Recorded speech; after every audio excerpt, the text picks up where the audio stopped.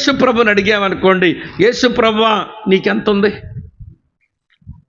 ఎలాగంటే ఏంటంటే అర్థం, డబ్బు ఎంత ఉంది అన్నామనుకోండి, యేసుప్రభు గర్వంగా ఏం చెప్పచ్చు? ఒరే, నా డబ్బు లెక్క పెట్టగలుగుతారా మీరు? లోకము దాని సంపూర్ణత నాదే. 1000 కొండల మీద పశువులు నావే, ఆకాశ పక్షులు నావే, సముద్రమున్న జలచరాలన్నీ నావే, ఏమండి అడవిలోని మృగాలన్నీ నావే, వెండి నాది, బంగారము నాది, అన్నీ కలిగినటువంటి ధనవంతుడు నేను అని గర్వంగా చెప్పచ్చు. ఎందుకంటే నిజం కాదు, అవన్నీ నిజమే. కానీ ఆయన ఏమని చెప్తాడో తెలుసా అండి? నా ఆస్తి ఎంతో నేను చెప్పనా?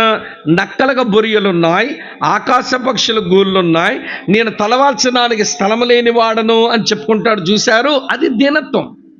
సమస్తము నావే అనే అహంకారంతో చెప్పగలిగిన యేసు ఆ మాట చెప్పడం లేదు. ఆయన ఏమంటాడో తెలుసా?